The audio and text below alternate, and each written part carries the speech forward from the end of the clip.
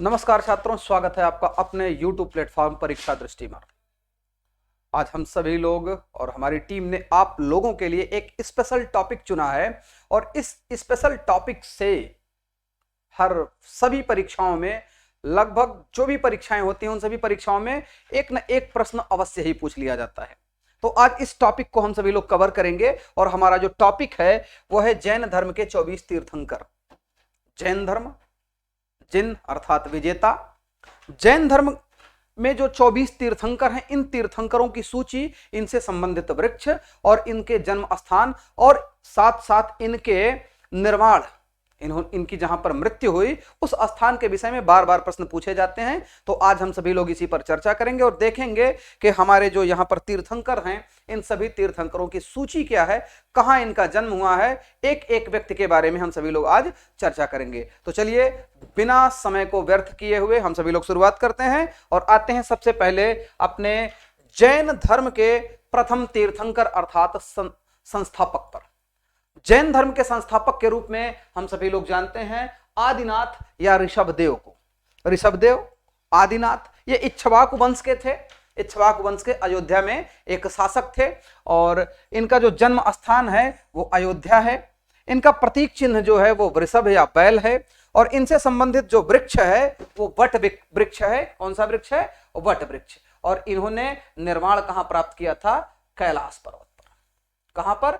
कैलाश पर्वत पर। इनसे संबंधित कुछ अन्य तथ्यों में ऋषभदेव इक्ष्वाकु वंश के शासक थे और इक्ष्वाकु वंश के शासक होने के साथ साथ इन्हें कुछ ईश्वरीय संदेश प्राप्त हुआ, जिसमें प्रकृति ने इन्हें संदेश दिया कि धर्म की स्थापना के लिए आपको राज्य का त्याग कर देना चाहिए और राज्य का त्याग कर आपको धार्मिक व्यवस्था बनाने के लिए घूम घूम कर धर्म का प्रचार करना चाहिए। ऐसी अवस्था में इन्होंने अपने राज सिंहासन का त्याग कर दिया अपने बड़े पुत्र भरत के पक्ष में।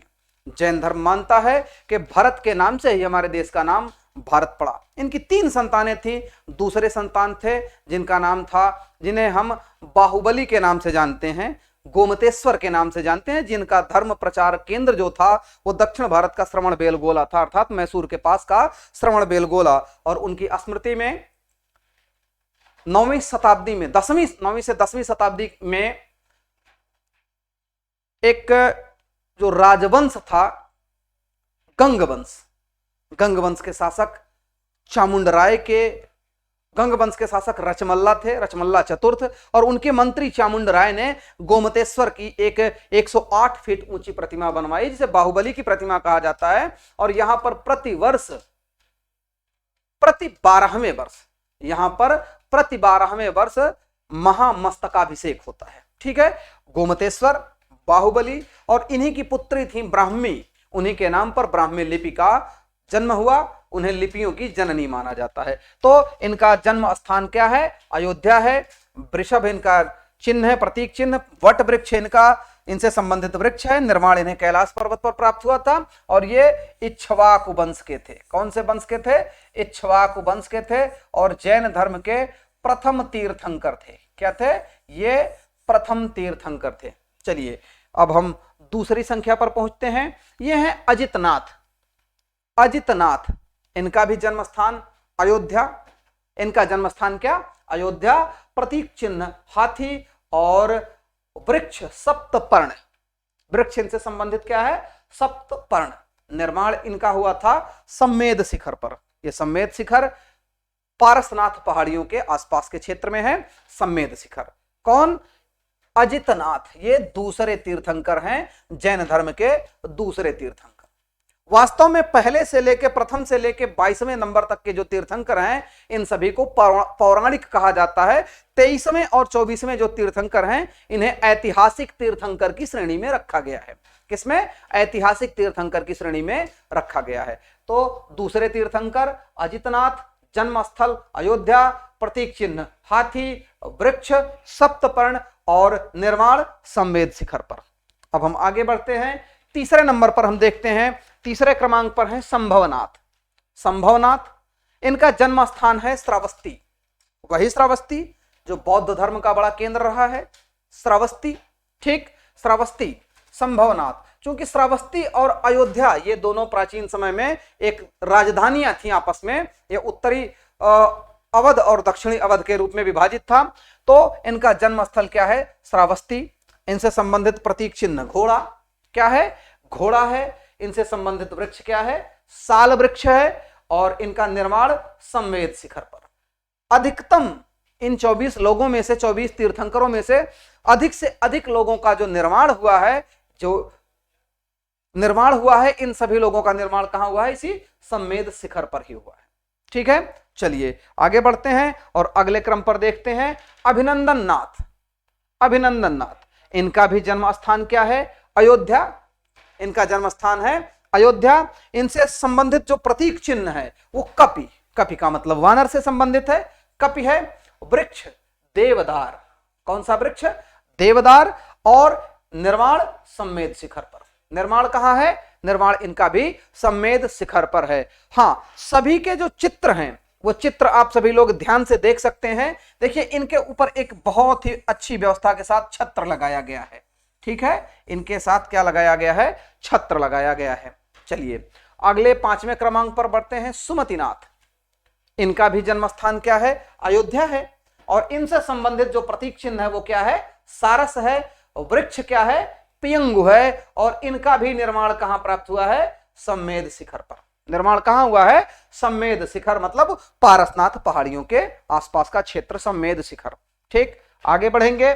पद्म प्रभु, जन्म स्थान कौशांबी। ये कौशांबी प्रयागराज क्षेत्र, प्रयागराज क्षेत्र का पश्चिमी क्षेत्र कौशांबी, जो कुशांब वृक्षों के लिए बहुत प्रसिद्ध था, इसी नाते इसका नाम कौशांबी पड़ा। और इनका जो प्रतीक चिन्ह है वो पद्म कमल है। पद्म कमल, वृक्ष पियंगु, इन्होंने भी निर्माण के लिए संवेद शिखर को ही चुना था। ठीक, निर्माण के लिए इन्होंने संवेद शिखर को ही चुना था। चलिए आगे बढ़ेंगे। सुपार्श्वनाथ, कौन है? सुपार्श्वनाथ, जन्मस्थली काशी। सुपार्श्वनाथ की जन्मस्थली क्या है? काशी। प्रतीक चिन्ह क्या है? प्रतीक चिन्ह इसका है स्वास्तिक। और वृक्ष बबूल, कौन सा वृक्ष? बबूल का वृक्ष। संवेद शिखर निर्माण इनका कहां है? संवेद शिखर पर। तो इनसे संबंधित जो चिन्ह है इसे आप सभी लोग याद रख सकते हैं। स्वास्तिक इनका चिन्ह था। ये स्वास्तिक, इसकी प्राप्ति सर्वप्रथम सिंधु घाटी सभ्यता में होती है। स्वास्तिक जो समय के चक्र को बताता है। ठीक है, समय के चक्र को बताता है। अगले 8वें नंबर पर आते हैं चंद्र प्रभु। कौन आते हैं? चंद्र प्रभु। इनकी जन्मस्थली चंद्रपुरी, प्रतीक चिन्ह चंद्रमा, वृक्ष नाग वृक्ष। और निर्माण इनका भी संवेद शिखर पर हुआ है। निर्माण कहां हुआ है? संवेद शिखर पर हुआ है। अगले जो 9वें हैं इनका नाम है सुविधिनाथ। ठीक, क्या नाम है? सुविधिनाथ। इनका जो जन्म स्थान है वो काकंदिनाग है। ठीक है, क्या है? काकंदिनाग है इनका जन्म स्थान। इनका प्रतीक चिन्ह है मगर। मगर मीन्स क्रोकोडाइल, जिसे हम बोलते हैं मगर है। वृक्ष साल वृक्ष। कौन सा वृक्ष है? साल वृक्ष है। और इन्हें भी निर्माण कहां प्राप्त हुआ था? संवेद शिखर पर ही निर्माण प्राप्त हुआ था। ठीक है, ये सभी लोग सल्लेखना लेते थे। सल्लेखना का मतलब होता है, जैन धर्म के लोग सल्लेखना लेते थे अपने अंतिम दिनों में अपने शरीर को कष्ट देकर, अनेक प्रकार के कष्ट देकर। जैसे अपने शरीर में भोजन जल का ग्रहण नहीं करते थे और अपने शरीर को कष्ट देकर, यातनाएं देकर अपने शरीर को प्राण त्याग देते थे। यही क्या कहलाता था? सल्लेखना कहलाता था। तो दिगंबर वाले लोग जो थे ये सल्लेखना, और जो श्वेतांबर के लोग हैं वो लोग संथारा बोलते हैं इसी चीज को। ठीक है, चलिए अगले हैं 10वें क्रमांक पर शीतलनाथ। मुद्रिकापुरी इनका जन्म स्थल। कल्प वृक्ष, जिसे पारिजात के नाम से हम जानते हैं, कल्प वृक्ष इनका प्रतीक चिन्ह है। और वृक्ष के रूप में इनसे संबंधित जो वृक्ष है पलास। पलास, ठीक, किंसुक जिसे हम बोलते हैं पलास। और ये उत्तर प्रदेश का में बहुत बड़ी संख्या में पाया जाता है पलास। निर्माण इनका भी संवेद शिखर पर ही हुआ है। ठीक है, इनका भी निर्माण कहां हुआ है? संवेद शिखर पर हुआ है। अगले क्रमांक पर आएंगे 11वें पर श्रेयांसनाथ। श्रेयांसनाथ इनका जन्म स्थल सिंघापुरी। सिंघापुरी, प्रतीक चिन्ह गेंडा, राइनोसरस, गेंडा।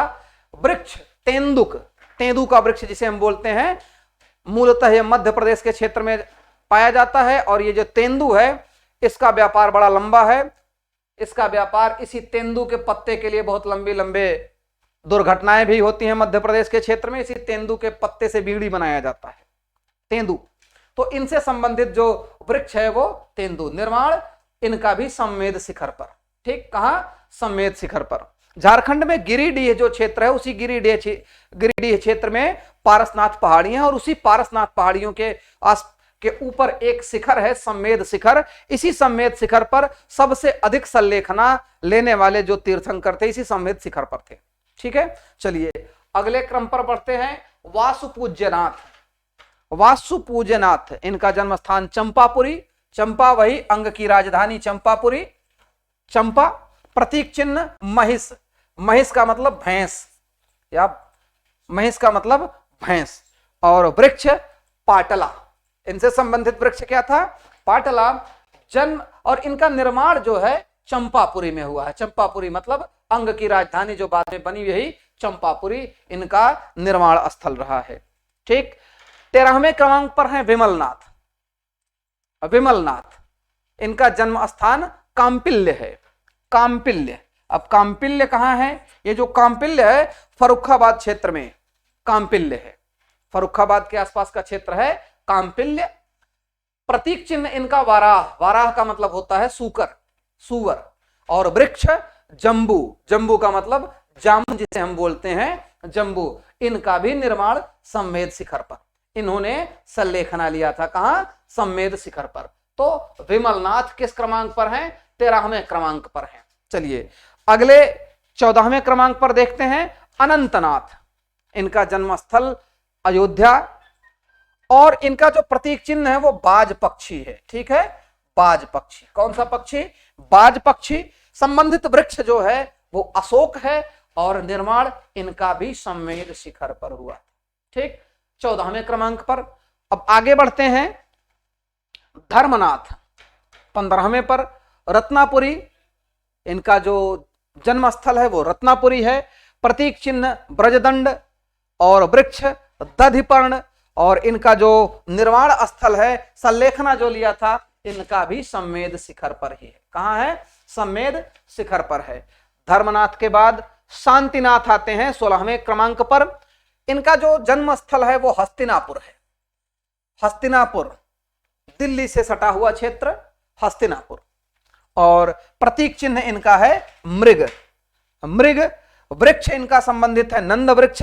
इनका भी निर्माण सम्मेद शिखर पर ही हुआ था। ठीक, सम्मेद शिखर पर ही हुआ था। किसका? 16वें क्रमांक पर कौन है? शांतिनाथ।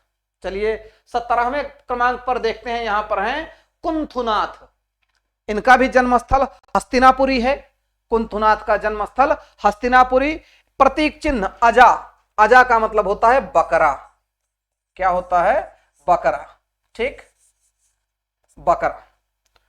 वृक्ष तिलक वृक्ष, और निर्माण इनका सम्मेद शिखर पर। ठीक, इनसे एक दो बार प्रश्न पूछे गए हैं। इनका जो निशान है और प्रतीक चिन्ह क्या है? अजा। तो अजा किसका है? कुंथुनाथ का। अजा का मतलब होता है बकरा। चलिए अब आगे बढ़ते हैं अरनाथ। भगवान अरनाथ, जन्म स्थल इनका कहां है?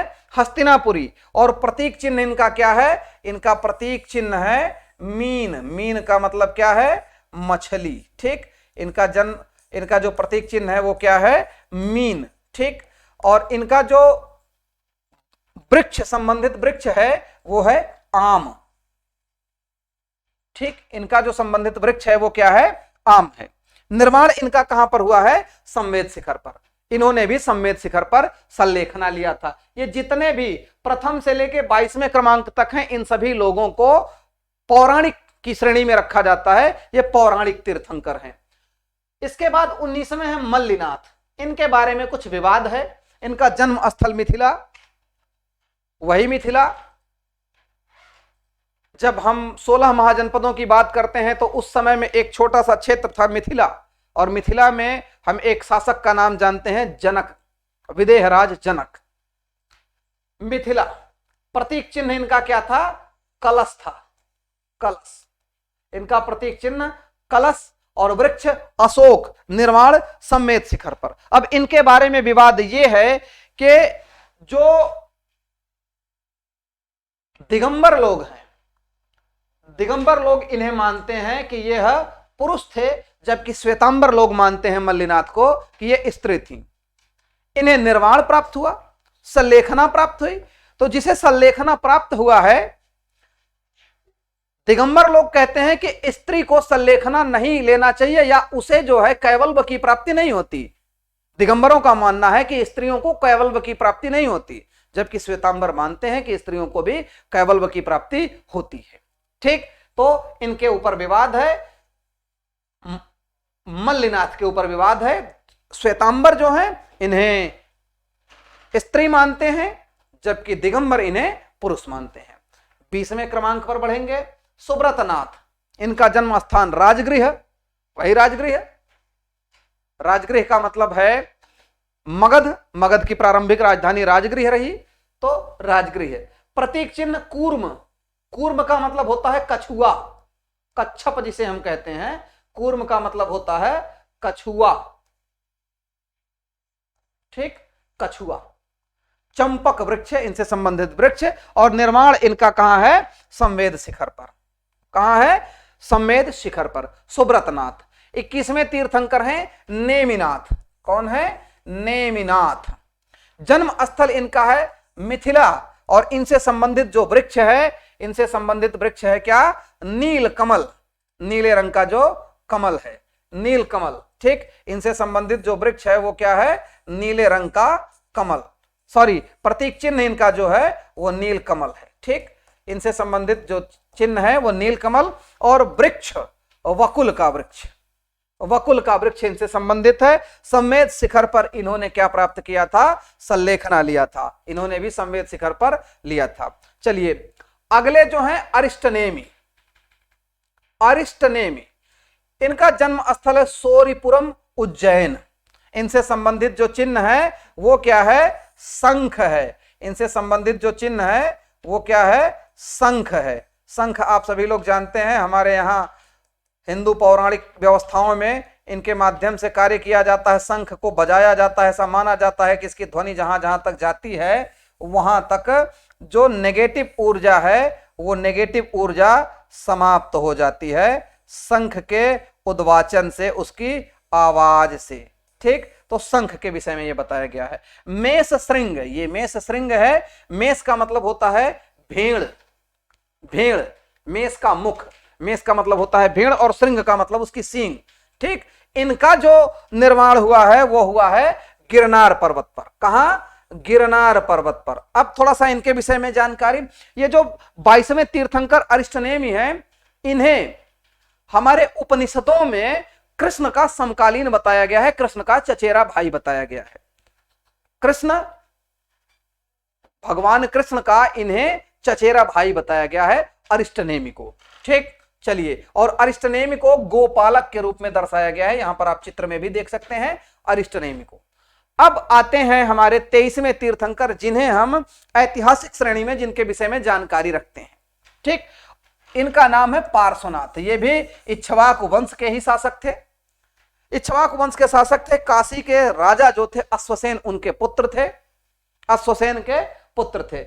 इनका जन्म कहां हुआ था? वाराणसी में हुआ था। इनसे संबंधित जो प्रतीक चिन्ह है वो प्रतीक चिन्ह क्या है? सर्प है। और इनसे संबंधित जो वृक्ष है वो अशोक वृक्ष है। इनका भी निर्माण सम्मेद शिखर पर हुआ था। ये ऐसा माना जाता है कि महावीर स्वामी से 250 वर्ष पहले इनका समय रहा। ठीक, ये 23वें तीर्थंकर हैं पार्श्वनाथ।